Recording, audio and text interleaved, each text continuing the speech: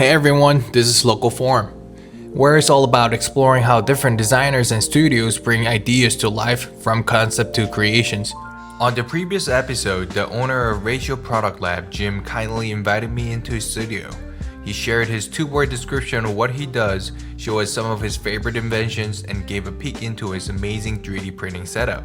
In this episode, we are continuing the conversations. Jim dives into his thoughts on AI, talk about his business journey, how he got to where he is today, and share some great advice for students and anyone curious about getting into design.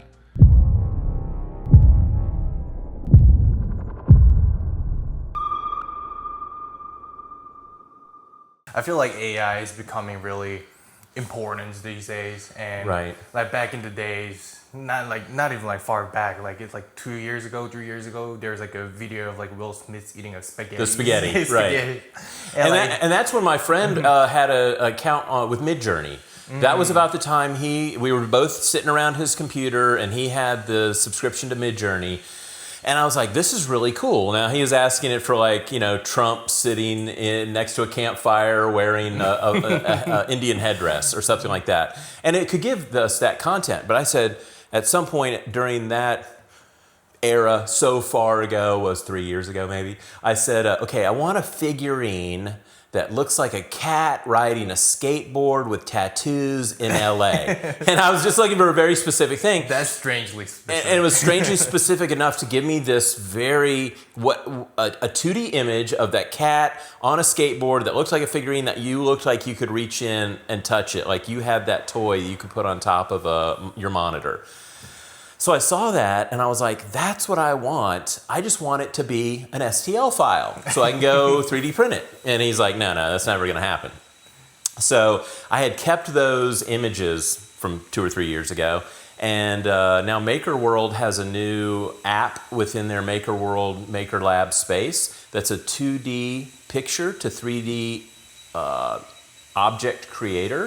And so I went back and I took those old figurines pictures that I had of the cat riding the skateboard, I put it in there, and it pretty much gave me a full 3D image of that figurine.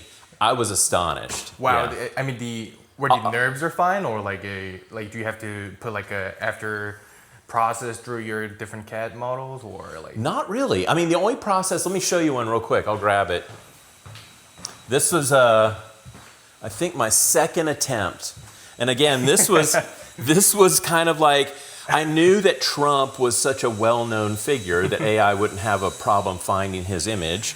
I also liked the South Park style figurine. South Park characters. Yeah, really tiny. And this was at the time when everybody was calling him a king. And so I thought, let's put a funny little crown on his head too. So I worked through all those prompts to get to that image of what the figurine looked like. And then the text maker, or the 2D to 3D object creator, gave me a virtually figured out version of like what's going on in the back, even though it's not very complicated. Oh wow. But it figured out the back of his hair, and it figured out his, where his hands would be and things like that. But I ended up just taking that STL file into Bamboo Lab Slicer and slicing it for 4 colors. And it gave me an incredible model that I didn't do anything in CAD. That is amazing. Yeah, it's amazing. And did you put the color afterwards, or like? So the color was really just the skin color, which also served as his shirt and his hands. The blue and the red were painted on in the slicer, or selected in the slicer platform, and then I hand painted another color, which was a gold metallic for the base and the top. So I'm trying to get as many different uses out of that multi-material as I can, and 4 colors got me really close. That's pretty funny. Yeah. Yeah, I think so. I mean, I'm already incorporating AI. I saw your question about the AI thing, and I'm already incorporating AI into a workflow that has always made a portion of the design work stubborn for me, which is all the organic modeling. So if I was going to model a gorilla, I really don't know where to start because I use all parametric and geometric kind of dimension-based models. And so I'm not really a blender type designer who can go in and manipulate something to a statuette or a figurine. I'll show you some figurines later where I get what I want out of it, but I can kind of work with AI like it's a design intern, and without making the design intern feel bad for not producing anything really good for me, I just keep asking AI over and over again, and I improve my prompts, which is kind of like a good employer would ask his employee to do a better job. He may have to explain it better to that person. So I'm explaining it better to AI. It's giving me better content. And then with the different AI platforms, whether it's 2D to 3D models, you can bounce through a few different software platforms and get exactly out of it what you want. Okay. I mean, before this like whole 3D printer industry or like the product was accessible to students or even the like small studios, it was really just hard to get that prototypes, you know, like yeah, before the process, I think my first printer was a Prusa MK2. Okay. And so I got a Prusa MK2, and I think I printed one thing on it, and I was like, wow, that's amazing. That makes me want to be a better CAD operator. Yes. Because in the past, you could develop things in CAD, and then oftentimes we would send that to China, and we'd work with Chinese manufacturers or Chinese prototype developers, and they would give us feedback on our CAD or help us modify CAD to suit what they needed to do to produce the part. So once we had engineered it 90%, 99% of the way, we could count on other engineers to support us. I have utilized China as a resource less and less over time just because of 3D printing. Just because of the 3D printer. Yeah, it's just so much quicker to do it in-house. I would say in the past, like here's a good example. This is a Burger Buddy. This is a product that allows you to eat a burger without it falling apart. This is a product that, and it says Burger Buddy right there on the front. It's a silicone part, and that's a very hard part to print or prototype. So in the past, what we would do is we would take a polycarbonate piece of plastic like this, that then we CNC with every little detail that we want to have on it, very precise. And then that part would get primed, and we would make a Celastic tool. So this is the Celastic tool. It's a rubber silicone tool, and it's made with the master is that white part that then would allow us to reproduce the red rubber part. That is just amazing. But, you know, it's not a complex process, but it's happening in China, and you don't really have that much ability to change anything later. And I actually wanted to get this mold back just so I could describe it to people. This is very rare for the Chinese manufacturer prototyper to send the mold with it. I almost had to beg them to do it because they don't want to show how they do stuff. But it's kind of a complicated process. And it takes time. I think that probably took about 6 to 8 weeks for that to turn around. So you then have to have multiple projects that you're staggering. So while you're waiting for that for 6 to 8 weeks, you gotta go do something else. And so having the ability to like just turn that around as a 3D print really quickly, even if this was just 3D printed, you find out so much about it right away. You can actually feel it right now. You could use it. Touch it. You can touch it. You can say, hey, is that wall too high, too low? Is this too thick? Now, there's some other things about this part that you won't find out about until you actually mold it in silicone, which is, will this wall thickness support the durometer of the rubber that you're intending? Will it be as floppy as you hope, or soft or composed as you hoped it will be? It's kind of hard to tell. So there's still other things about that part that you may not find out. But like this part is a little neck roller. This was something that a chiropractor, cold needle therapy person showed me with 2 baseballs that were held together with Bondo. And she said, I really want to turn this into a neck roller that you can lie on and just like let your neck kind of relax. And I said, no problem. I think I took her prototype proof of concept, turned it into a model within about an hour, and I have a, soft TPU part that now is that 3D printed? 3D printed. Okay. She can use in a day. So there's no more 6 to 8 week waiting time, no more shipping costs, no more effectively, missed communication or language barrier. and we could find out what we don't know about it right away. Yeah. But for the mass production, do you guys still use the 3D printer, or like do you use that as just like a guideline for the? Well, I use 3D printing for my mass production, which is, how can you say mass without it sounding like a lot, you know? So mass production to me is like 10,000 plus. My mass production is like maybe 300. And I'm okay developing products that are niche that would sell 300 a month or 400 a month, not 10,000 a month. And I'll show you some of those. Definitely. And so these are all like 3D printed prototypes. A lot of this is 3D printed. Some of this little grouping has a lot of CNC products, just to show people what aluminum CNC or anodizing looks like, that kind of thing. So that's CNC in 3D printers. So that is a kind of a combination. I would say that we 3D printed it a number of times to make sure it is exactly what we wanted, but then we issue those files to a CNC manufacturer, someone who can take it and take down a solid piece of aluminum to turn that into what we want, or stainless steel, those kind of parts.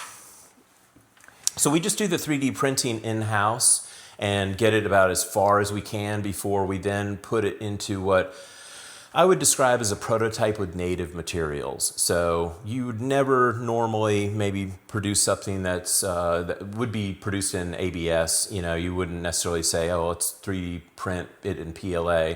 But if we do need to have it in nylon or ABS or whatever the native material is that the part will be made out of, we will typically CNC out of a solid block of ABS or a solid block of nylon, those parts that we need to produce. That's amazing. Yeah. It's fun, and it's so much quicker. I really started this business, or I got into industrial design because I was a kid who had a different idea every day. I think, if for all those people out there who've got this problem of having a great idea every day, don't tell your parents, because after a while they'll just glaze over and they'll be like, okay, Jimmy's got another idea. I mean, is that because like your parents at the time didn't know what was the exact industrial designers, or like did they think it was like artistic, like painting design, or like? I think I don't think my parents even knew what industrial design was, because even my dad, who's a professional commercial interior designer, he was under the School of Architecture. So industrial design, even where I went to school at Auburn, was under the School of Architecture before it became its own graphic design and industrial design department. But even now, the Auburn and University Industrial Design and Graphic Design Department is one, and they're not even really kind of the same thing. They're similar, but not the same. But I started this because I had so many ideas, and I would keep a notebook or a journal, product idea journal. And what you'll find out, and that's what I'm saying for anybody that has this problem, keep a product design journal, because what you'll end up finding out is that your product will get better the more that you put ideas into it. And that could be everything from the handle, or the marketing, or the sales, or the audience you want to try to reach. And not every product is made to launch right now. So you may find that you have a great product idea, but you're looking for like the right time in the market for that to hit really well. And that's going to be your most important factor, is that people want a solution that you're providing. I mean, that's a beautiful piece of information and advice for students, and also like people who are even interested into entering this world without knowing anything. And I think that was just perfect description of like. Well, I always call the people who are, I think they're inventors, but they're not inventors that invent constantly. They don't come up with a Thomas Edison style invention of like a light bulb and then a string and everything else. They have usually one, maybe two, but one singular solitary invention. And that's why I call them a product owner, because that is something that, as a product owner, you need to own your product. And I don't mean by just intellectual property, but you need to be able to go to an expo.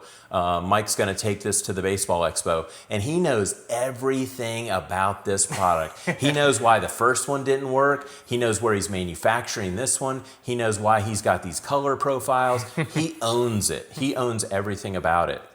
And that's where we don't participate. I don't say that I bring products to market. I bring products from the conceptual development stage into prototype, and then I give you the ability to manufacture it.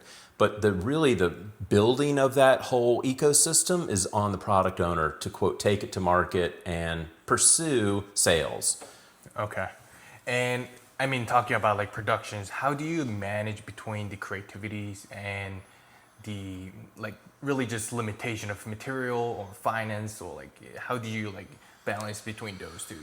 Well, I kind of assume for finance that everybody doesn't have any money. I mean, and that's, most of the time people want to lead with the great idea, and they assume an army of people will start to follow behind them, or the angel investors will come and those kind of things. So in many ways, I try to get the client to do the minimal viable product idea, which is they've got a great idea at its core, and then they probably have a myriad of other things that they want to do to improve it in the future. But I try to bring them back to like, let's just get the one thing done that we know will sell really well. And then you can start getting a lot more consumer feedback on that one thing.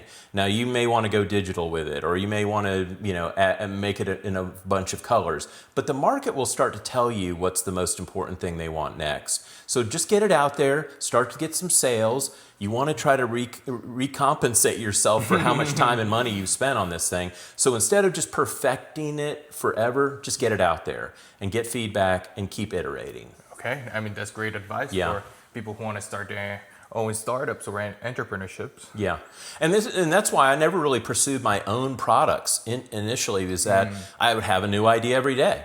And so I wanted to really lend that creativity to my clients and help them develop their products. But then when they weren't here, I just started up making my own products. And my only limitation back in the day was financial, right? I couldn't pursue 7 or 8 different products and then think, yeah, I'm good at designing them, but then I still have to manufacture them, and I don't know if I want to spend $2,000, $3,000, $30,000 on an injection molded tool. Mm-hmm. Instead, I found that 3D printers, which are just product making robots, could start making these products for me without the cost of tooling and without the cost of so much development time to find out, does the consumer market even like it? So now, this is amazing to me, as the 8-year-old inside me would find this out, in the future, is that I can have an idea in the shower, I can bring it to work and have it in CAD by morning, I can put it on the printer and have a first iterated part after lunch, and then I can go back to CAD, improve it, and then the next morning I have a part that's ready to go on Etsy. And sometimes the actual first part that works, it's the first one I sell on Etsy. So, and if it sells on Etsy, that's great. If it doesn't sell on Etsy, at least I didn't second mortgage the house to make all my dreams come true. Do you know? Can you tell us where we can find that, Etsy or the website? Yeah, I'm called Made by Ratio on Etsy. Ratio. Yeah, Made by Ratio. So do we just search in Google, Made by Ratio? Yeah, Made by Ratio will show you a few things. So my company is Ratio Product Lab, and that really is my focus on the consulting I do with individual clients. The Made by Ratio branch, I guess, of the Ratio Product Lab was mostly about 3D printing. It was about producing my own products, selling them on Amazon, on Etsy, and then being able to offer 3D printing to a lot of people now who are thinking about that as a means for them to produce their part. That product right there, which is coming out, actually the one with the face on it. Do you see that? Is it little crochets or like? Yeah, zoom in on it, and when you can see what it is, that product is called String Ring, and the concept behind it for my client is, and he just won a Kickstarter. He just raised, I want to say $150,000 with a Kickstarter. But what the concept is that you're able to take his app. I can take a picture of you or whatever picture I want, and then it translates that picture into every string move.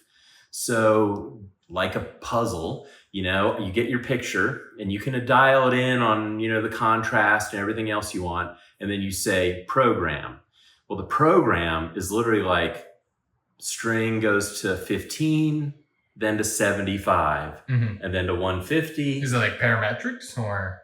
No, it's just the algorithm of the app figures out where those strings overlap each other and where to get the contrast. And you literally just go and do 4,000 moves And before you know it, that image emerges. It's amazing. That's available on Kickstarter now. And your logo too? Yeah, he did that one by hand. My client did both of them, but he did that one by hand. Okay. And then the one below it is using the app. That's amazing. It's amazing. A little child just screaming. Yeah.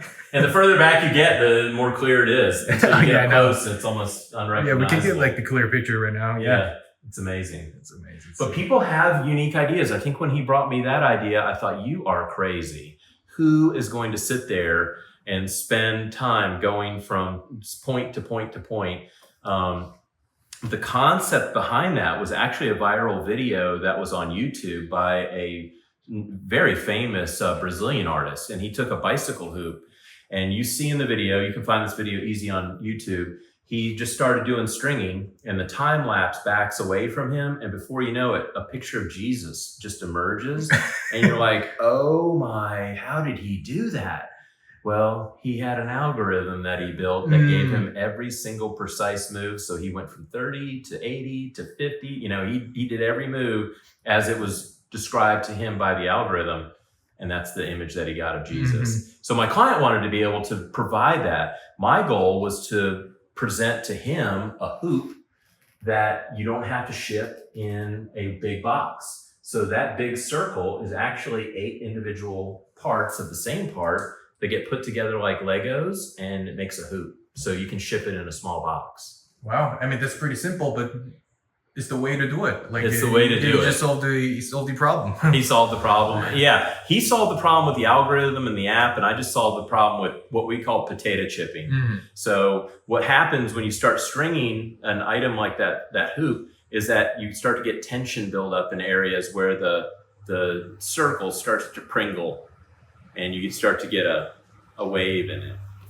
Right. Yeah. So I was saying, when I started Ratio, I had a real maybe romantic desire to have a traditional design firm, a multidisciplinary design firm. We need a software guy. We're going to need an electrical engineer. We're going to need, precise mechanical engineers, sales team. And I really fit the bill for a lot of those things. And then when I needed specialists, I could reach out to find specialists for that particular project. And it took me a while to kind of realize that that was probably the best formula for what I needed. I was mostly acting like a general contractor initially, where I would understand the requirements of the project to build this bigger process or bigger product, and then hire all the consultants that I would need to make that happen.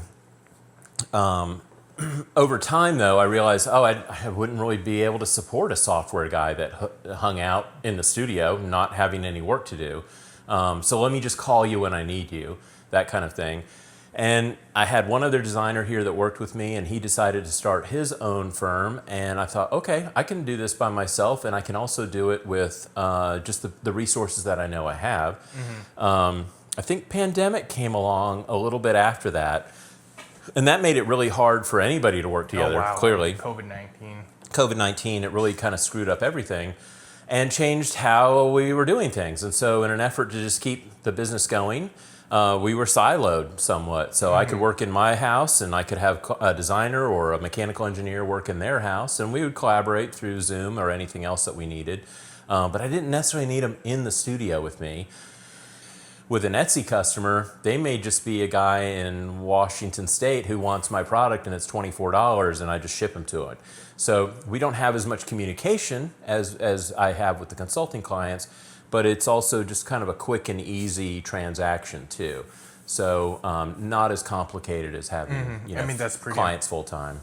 That's pretty impressive that you just brought this whole business by yourself and making this happen, and also all those 3D printers. You're also like actively consulting the clients and also doing the CAD modeling and contacting the mass production factories. And I will take on no debt. I will not take on debt. I know that as soon as I started a business, there were so many people that wanted to not necessarily offer me money, but I was in a position to borrow money, and I just didn't want to do it. So while I know I want a bigger 3D print farm right now, I'm not going to go spend $100,000 in building that bigger farm. I'm going to do it one machine at a time, and build as I have the volume requirement. So not necessarily just because I dream of walking into a space and seeing 1,200 printers going. I need a reason for 1,200 printers to be going before I buy into all that. I mean, people just like naively start a business and say that startup needs the loans and like the debt. Oh, the debt, yeah. And then you're kind of constantly racing to try to like just keep up with your debt payments, and I didn't want to do that. Right. So it's been a very organic growth for me over the last 10 years. With something like the pandemic in the middle of it, that kind of stopped a lot of people from pursuing what they wanted to do. For me, I was really blessed with the opportunity to have the studio, and I live a couple miles away, so I would just ride my bike here through that, wasteland of COVID-19 and pretend like none of it was happening. I made face shields. I'll show you this. The face shield? Yeah. Is that 3D printed? Yeah. Okay. So I got into this because, again, I was like, I'm fighting boredom constantly. And I thought, well, I need to come up with a face shield. I can make face shields. And so this is actually a transparency that, I don't know if you remember those 3M transparencies that they put on the overhead projector. Well, an Emory professor group, I went to Facebook and said, hey, I'm looking for some of these. An Emory professor group gave me like 3,000 of them. So I was like, oh, okay. Then I started producing these on the old slow Prusa machines. And then when I ran out of, I think I was using 3M poster strips to hold this on. When I ran out of those, I thought, why am I buying a poster strip when I could just make a little screw-in nut? So I ended up just making this to support the screw that holds it on versus buying anything else in additional to that. Oh, wow. So you just 3D print the screws? So I've 3D printed the screws so you could take this is a 3-hole punch, boom, boom, boom, 3-hole punch. This one goes on here. Did you actually wear this? I wore it. I think I probably made about 2,800 of these. So it made to sales? And I did them all for free. Okay. So fortunately, I had a client at the time, and he came over here to look at his product, and he saw me making these face shields, and he said, hey, why don't I do a GoFundMe for you? And I was never really big on the GoFundMes and stuff. And I said, well, hey, man, if you want to do it, I'd appreciate it. Let's say I make like 1,000 face shields and see how much you can get. Well, he raised $7,500, and I felt obligated to make as many as I possibly could. I think we made close to 2,500. And they were seen everywhere. I mean, I had them on the COVID floor at Northside Hospital, Grady, and then even friends that were nurses in other states started to get them too. That's amazing. It was amazing. All right, I think it'll be our last question. Okay. What advice would you give to students or individuals entering this field for the first time? Tips for better hiring chances or something that you would advise them when they're like students or even a person who are going to try out for the first time? Right. Well, I would say if you're entering industrial design or you're in industrial design, you're like one of the smartest people I know. Because you're choosing a field that has so many applications for what your interests might be. So you can take an industrial design course and graduate with industrial design and go into coding. You can go into user interface. You can go into 3D product design. You could focus on just one industry that is important to you. I would say the best advice I could give students is to have two things. Of course, talent is always a great thing to develop in school, but attitude and adaptability are going to be your best attributes, because if you keep a good attitude and you're willing to try out something and not be saying, well, hey, this is what I learned and that's not how, I don't know how to apply that, figure it out. And then the adaptability is just like taking your bag of tricks to any new industry. They will love it. And every single industrial designer that I know that has learned something in one industry has been able to take those learned efforts, that bag of tricks, and put it into another industry, no problem.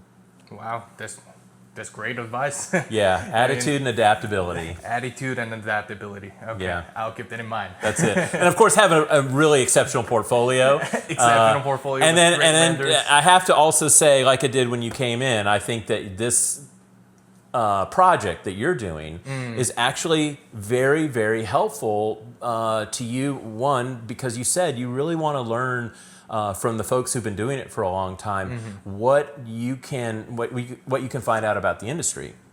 At the same time, you're developing relationships with people like myself and other design partners who you get to know. I mean, you're now in my phone, you're on speed dial, and so if you need something from me, we know each other and you can make that call. I mean, it's an honor to have you as the first episode. I very much appreciate it too. It's very nice of you to reach out to me, and so thank you so much for the opportunity to share some of my stories with you.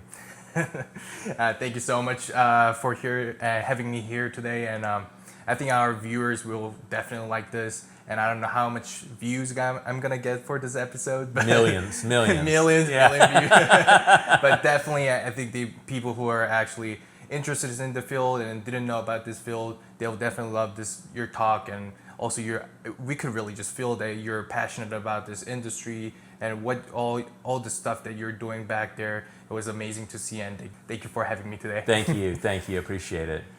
All right, that's it. That's it. I'm here.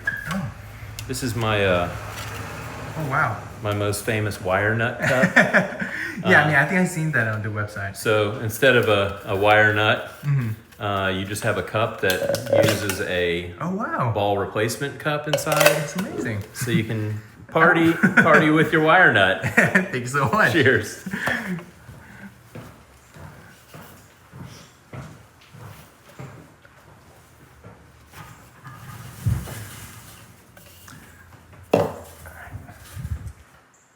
Jim was honestly super chill and really open during the interview. He shared a ton of real world insight, and as a student, I definitely walk away learning way more than I expected. Big thank you to Jim again for taking the time, and if you want to keep learning from people in the design world, what they do, how they think, and what you can learn from them, subscribe to the channel. See you on the next journey on Local Form.